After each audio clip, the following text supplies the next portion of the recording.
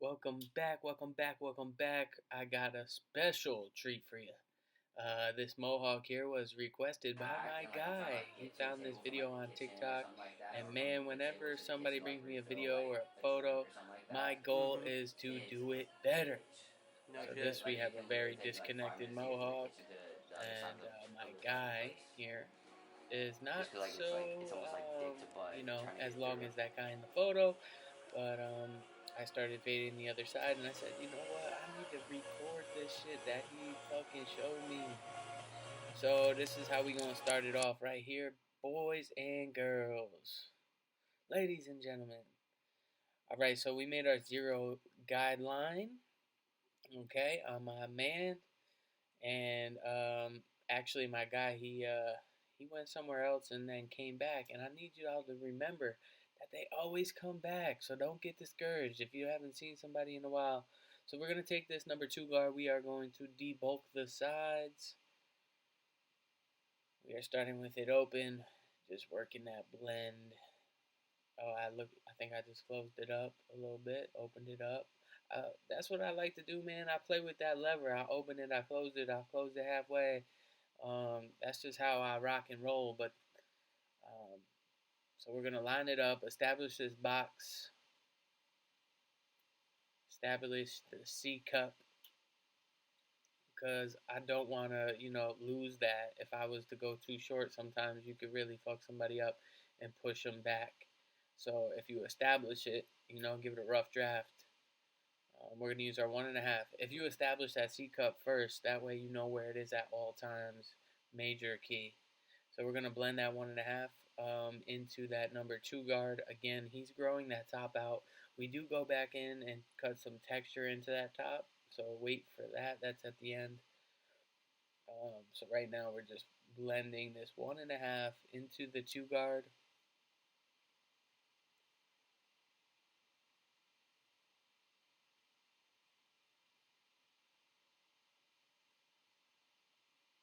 I don't speed things up until a little bit into this video because I feel like this is the main important part of this type of haircut is really, watching the blend come together. Notice I'm not rushing this part.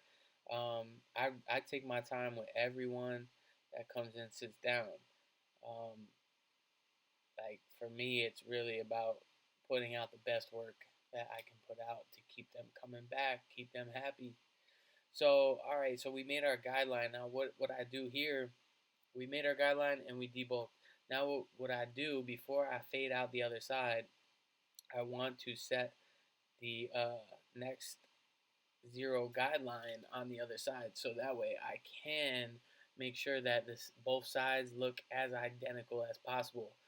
Um, if you fade one side at a time, then you kind of lose track of where that initial bald line is that you put in to the haircut.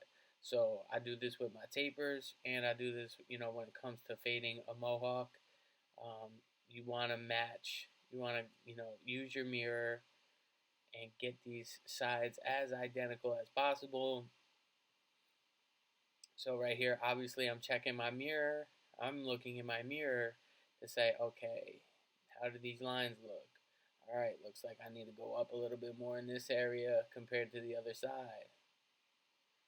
Looks like it needs a little bit more of an arch. Whatever's going through my head at that point.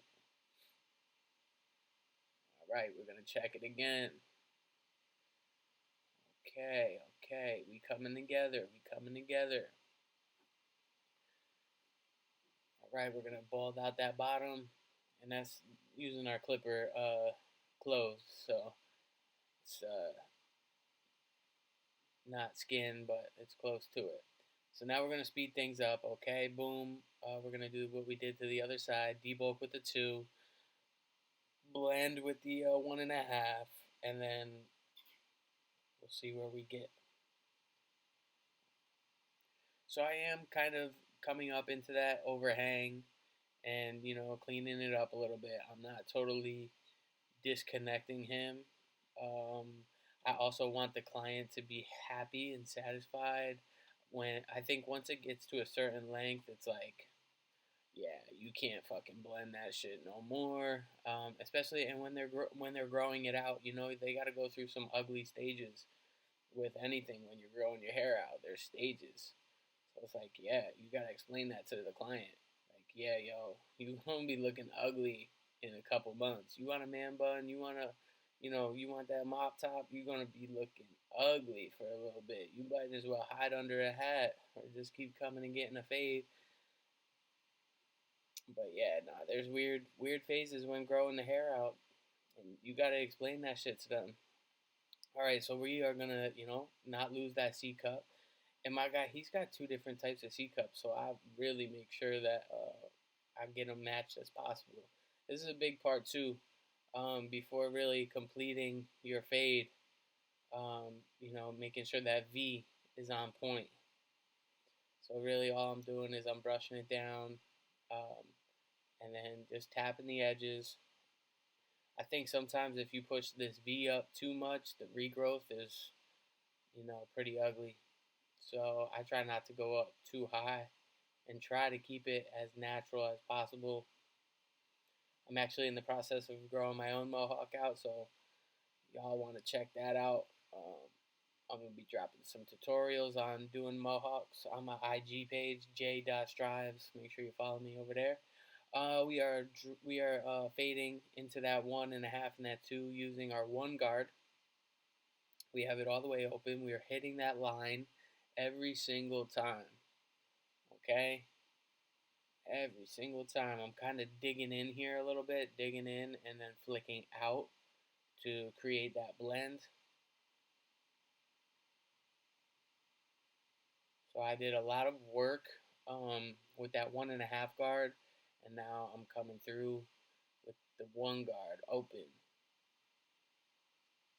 Closing the lever as needed to attack that line and fade that line out. Let me take a sip of my coffee.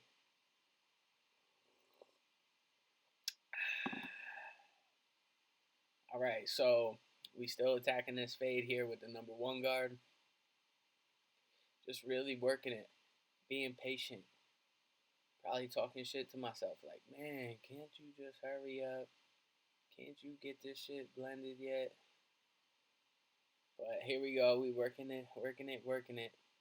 These things, man, mohawks, they can be annoying because it's, the fade isn't just all the way around the head. It's like really you got to follow the silhouette of the head and the silhouette of the mohawk, and depending on how long their hair is, could be annoying. But this haircut didn't take me too long, to be honest.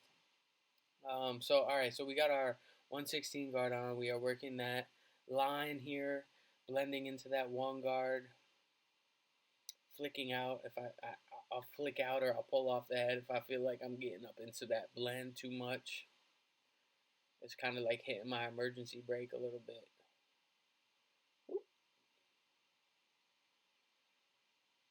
So I'm closing the lever as needed.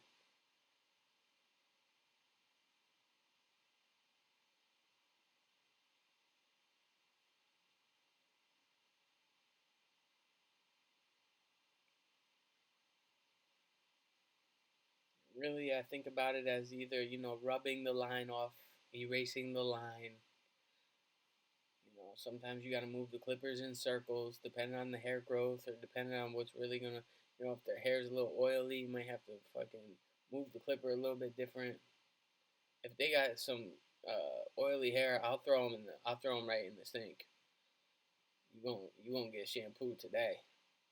All right, so now we attacking it with the boost.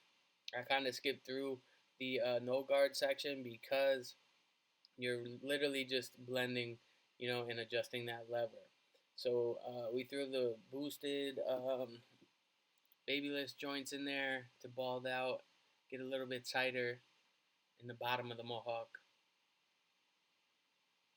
It gives it a little extra transition of the fade. Lots of corner work to really break up anything, any line. Like if I felt there's a line, I like to use that corner. So we're gonna line them up, back of the ear. I mean, back of the jawline. We're going to work this fade down.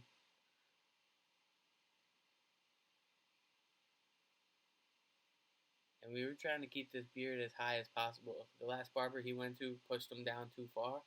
So we was keeping that line nice and high.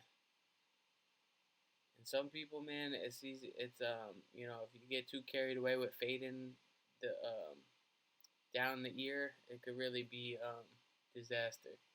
So, all right, here we go. I believe we are about to get into some texture cutting. Yeah. So, I forget what type of scissors those are, but they are like fat, spaced. They're like evolves or something. Anyways, they were like $300. They were pretty expensive. I love them. But we're gonna debulk here. These ones are a little bit. Those are my regular thinning shears, just a debulk. Now we're gonna go through the top, and I'll move through the top, just slide cutting with the thinning shears, the big fat ones, to really create that texture. I think those are the fat ones. I can't tell.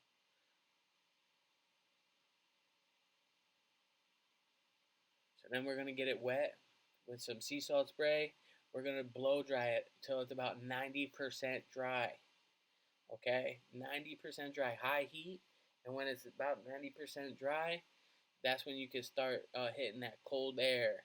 The cold air is gonna lock it in. It's gonna give it like a natural hold. Even if you don't use the sea salt spray, that cold shot will give it a natural hold. But I always use the sea salt spray when it comes to styling, and especially with like a textured look, I'm gonna use my fingers a lot, especially getting that rough dry, that rough look. I'm looking to see, how that texture's really looking throughout the haircut.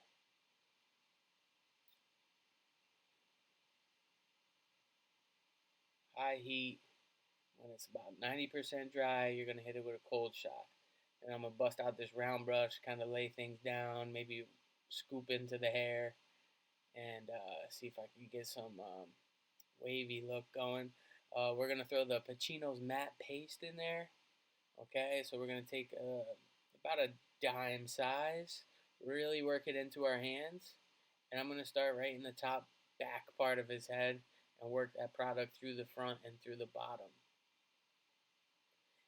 Those of you who have never tried Pacino's, y'all can use my promo code J.STRIVES15 on every order online. Check out their products, man. They are fire. They smell fire too. So I'm a big fan of that matte paste. Don't forget to like, share, subscribe, comment, man. Thank you, thank you, thank you.